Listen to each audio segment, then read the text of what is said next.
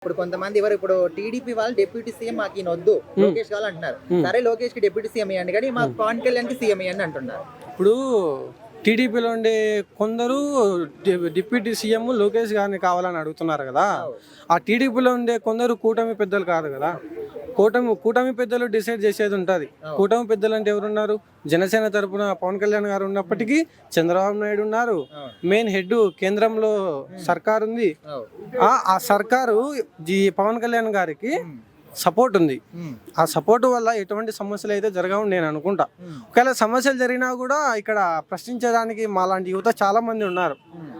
ప్రశ్నించలేని పరిస్థితుల్లో ఉన్న యువత వేరు, మాలాంటి యువత వేరు. ఎందుకంటే ఇప్పుడు చాలా మంది బీరు బాటిలకు బిర్యానీ పొట్లాలకు అమ్ముడుపోయే యువత ఉంది.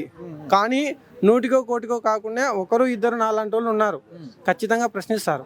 ఆ ప్రశ్నించడంలో పవన్ కళ్యాణ్ గారికి ఎటువంటి ఇబ్బంది జరగదు. ఆ డిప్యూటీ సీఎమే కాదు, ఫ్యూచర్లో మెయిన్ క్యాండిడేట్ సీఎం క్యాండిడేట్ కూడా అయ్యేదానికి చాలా ఛాన్సెస్ ఉన్నాయి.